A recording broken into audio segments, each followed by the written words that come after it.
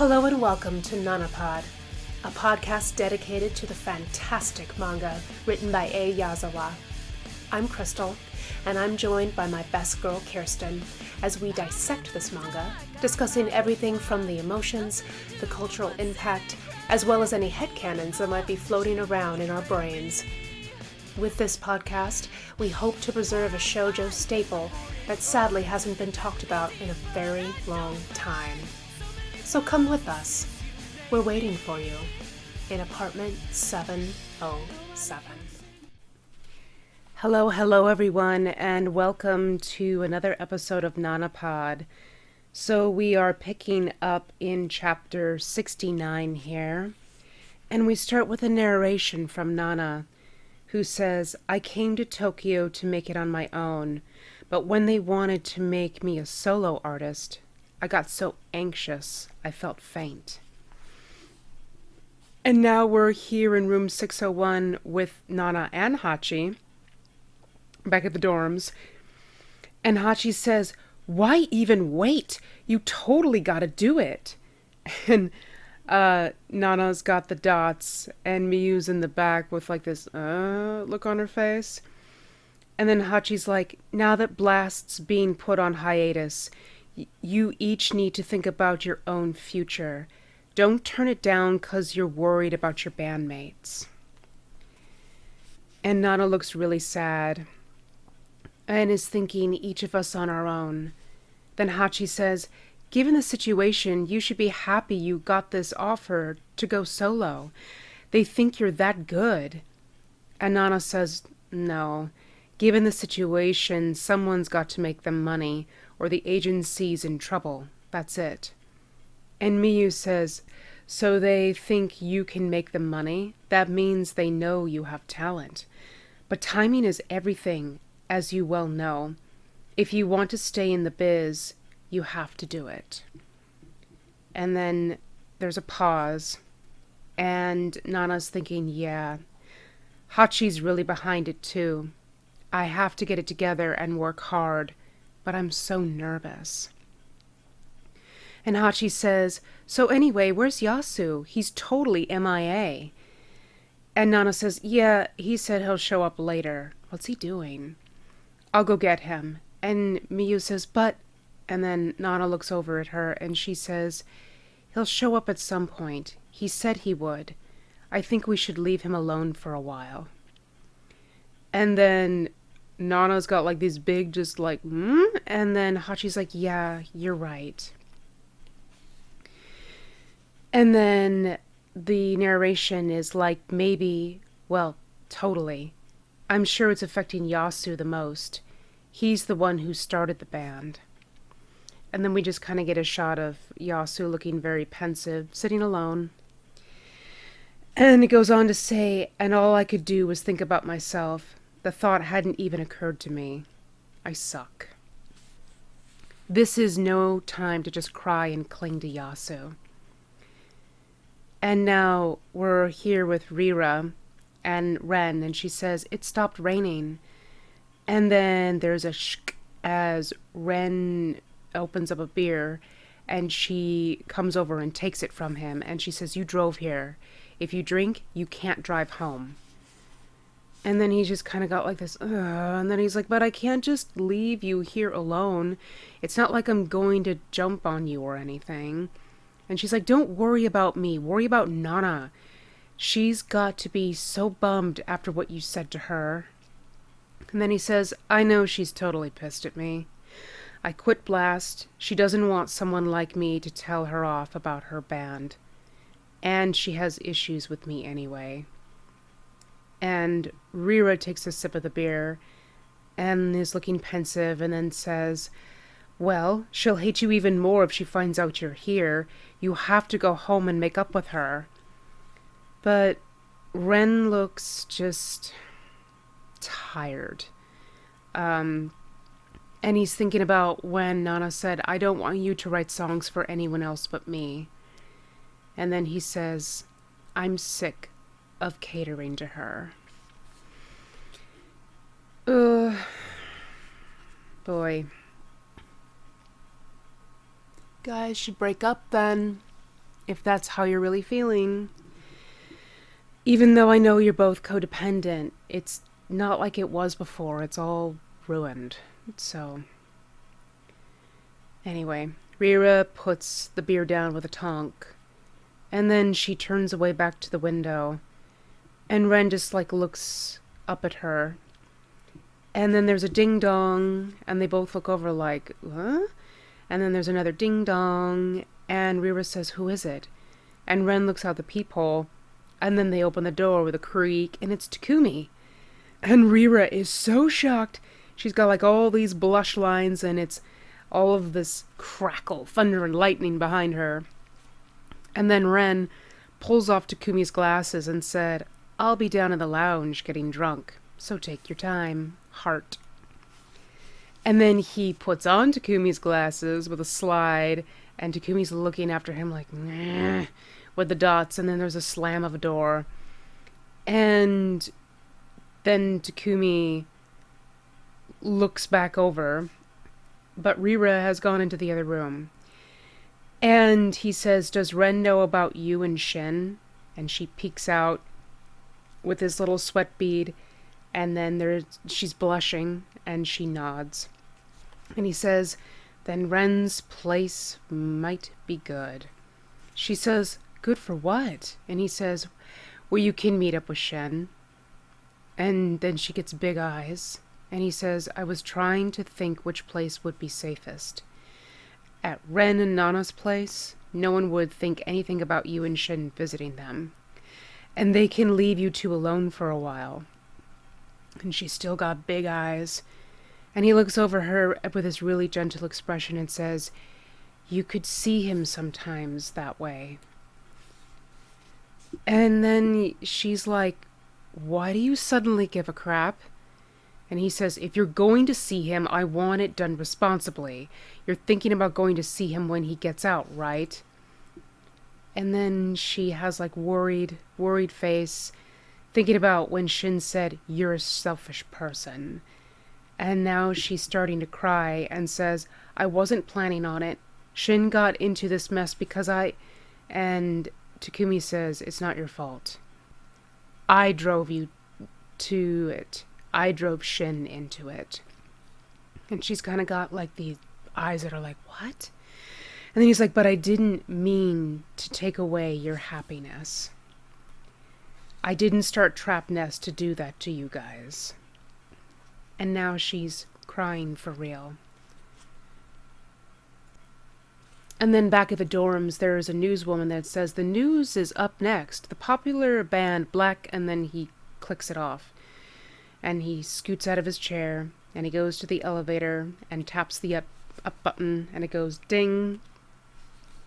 And then the doors slide open, and Takumi's on the other side. And Yasu says, Takumi? And Takumi looks just unbelievably sad, actually, which is rare for him. He is very concerned about what is going on with the band, and he says, I'm really sorry about what happened. And Yasu kicks him in the shin, and then he's like, oops, sorry, did I kick you? And then Takumi glares up at him. And it's like, well, yeah, dude, you kind of got in the way, and I get it, you were being all protective, but because, Takumi has to be in charge of everything all the time to an extreme extent, it's another reason we're kind of in this mess, because he was a war poodle about it. So he's like, God, ever since high school, you've been such a words can't describe. And Yasu says, why do you come here? And then Takumi says, to pick up my wife. And he's thinking about little, doggy Hachi with a heart. And the little doggy is pregnant. And then Yasu says, I was just about to go see her. Don't take her away so fast. And Takumi says, you're such a flirt.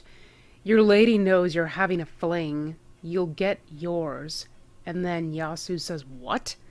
And then there's a ding, and he's like, Miyu asked me, do you know a girl named Shion?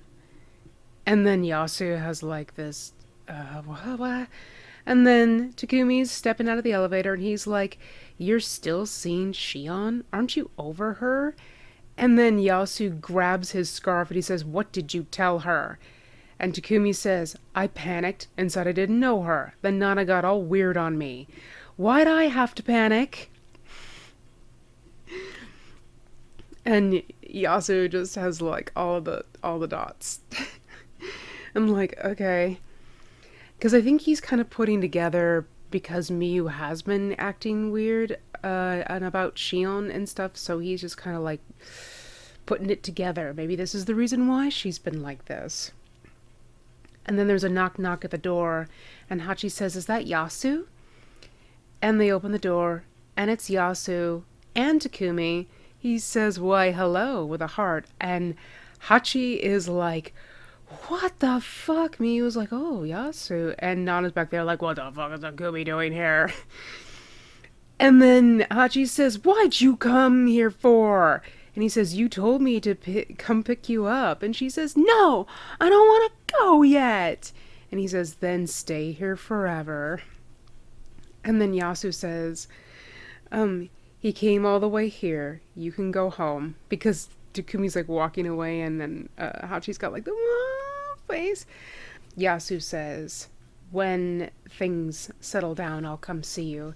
Then Hachi smiles, like grateful, and then she's like, Nana, you want to go home too? We can drive you home. And she looks over at her, and then she's like, no. Yasu and I still need to talk. And then Yasu has like this, what? And then the girls are just looking back like, huh? And then Hachi says, I'll call you later. Hang in there. And then she smiles back at her. And then Yasu says, what do you mean we need to talk? I'll go walk them out, says Miyu. And then he's like, huh? And there's a slam on the door. And then they both have the dots. Because again, Miyu doesn't know how to feel, and it's understandable. And then Nana says, Miyu's cool and considerate. She's a mature woman. She's too good for you. And he's got like this look like, oh, really? And then he says, I thought you hated Miyu. And then she's thinking, no, I don't hate her. Maybe just jealous? And then he says, well, I'm just happy if you guys can be friends. And there's a flick of a lighter. And then she looks over at him with kind of a sweat bead and is like, oh, so now I have to be friends with her? And then he's like, so what do you want to talk about? And then she's like, I made up my mind. I'm going solo. And he says, oh, yeah. Yeah, do it. It's for the best. And then she says, I can sell even as a solo singer, I promise. I'll bring us even more fans than we have now. And he just looks at her like, okay. And then she's like, so don't worry. I won't let Blast go bust. And then he kind of pauses, and she just stares at him very steadily, and then he smiles and says, thanks.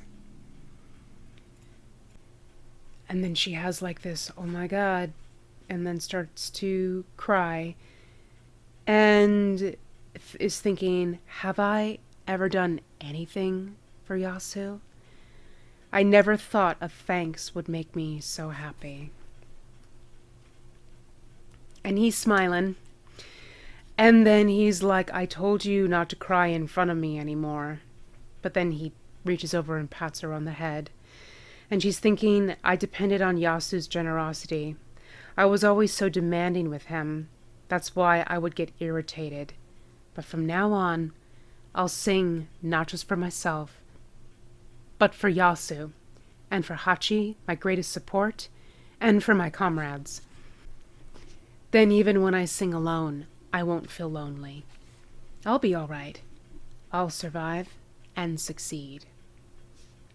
And then there's a ding as the elevator on level 2, and there's a slide, and Miyu has like a, huh? And then there's a stomp, stomp, stomp, and she kind of smiles. And then she's like, "Where's Nana?" to Yasu. And he says, "She went home." And Miyu says, "So she's going to go solo?" And he says, "Yeah. I guess she's getting more independent." And Miyu says, "Yasu, you asked the president to make Nana a solo artist." "Well, even if I hadn't, it would have happened anyway," he says.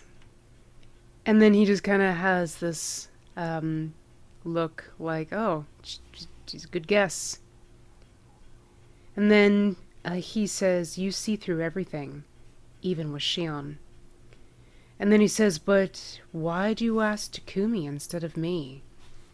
And there's a ding of the elevator. And he says, "Well, if you're suspicious, I guess it's hard to ask me." And she says, "I was testing you." And then she said, "I knew Takumi to tell you. I wanted to see how you'd react." And he's just standing there very still. And she says, "You brought it up, so honestly. So it means there's nothing going on with you and her now." And he's kind of got like this, And he says, "You really do see through everything. So you two really were together," she says. "You suck." And he's got like this lines of, and he's like, "It was before I started going out with you. I don't mess around when I'm going out with someone. That's my policy." And she says, "But you still keep in touch with her, no matter what you say your policy is. Yasu, you..." And he leans down and says, "Don't worry. The fan club's on hiatus too. I'll probably never see her again." And then he comes into her room and she's got like this, "Oh." And she's like, "Sorry. I didn't mean to accuse you." And he says, "No, you don't have to apologize. If you've got something to say, say it. But honestly, I'm beat. I'm going to bed. I'll hear you out tomorrow." And she says, "All right. Good night." And he throws his sunglasses onto the table and he gets into her bed. And she's like, "Why are you sleeping here?"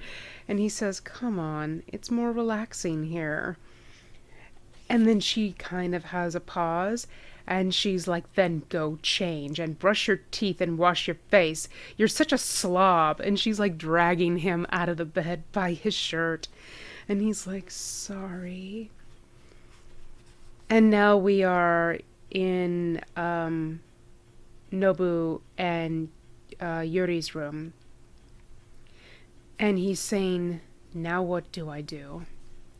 If I stick around, will I have to work?" "Things will be all right," she says. "You can write songs, Nobu. Somehow, things are going to be all right." And then the think boxes say, "That night, I didn't feel like talking to Ren, so I went back to apartment 707. And then in the morning, there's a ring, and it's Fomasato, and she says, "Good morning. Mr. Hidaka told me you went back to apartment 707. We're coming to pick you up. Do you need anything?" And she's kind of got like this very groggy look and looks over at her cigarettes and her clothes. And the think boxes say, "In the apartment was my guitar, my smokes, and a few clothes, just like when I first moved to Tokyo." And she says, "Nope, I got everything I need." And then the think boxes say, "I didn't call Ren, and Ren didn't call me either. But I didn't feel lonely, 'cause I slept holding my dreams close." Heihachi. I fall asleep every night holding tight to the good old days that drift farther away when each morning comes. I'm trying not to get swept away by the waves at night. And that is the end of this chapter, guys. So thank you so much for joining me for this section. But real quick before I sign off, because it's just so fast, and I usually don't do this, but there is a one-page Junko snack bar. And it says, "Closed indefinitely due to employee scandal, Junko Mama. And it's Shoji, and he says, Junko, no matter what goes down in the main story, you gotta keep the joint open, or else I'll disappear. And she says, I'm grounded, heart suspended, heart. And the guy who kind of cooks for Jackson Hole just has like all the dots. And then at the bottom it says, indefinitely, we'll try to reopen in volume 19. And that's officially the end. And this was actually the volume that had, the Takumi story in it, but we did that about a year ago. Year or two. Man, it's been a while. Anyway, guys, thank you so much for joining me. I'll see you all in the next one. Good night.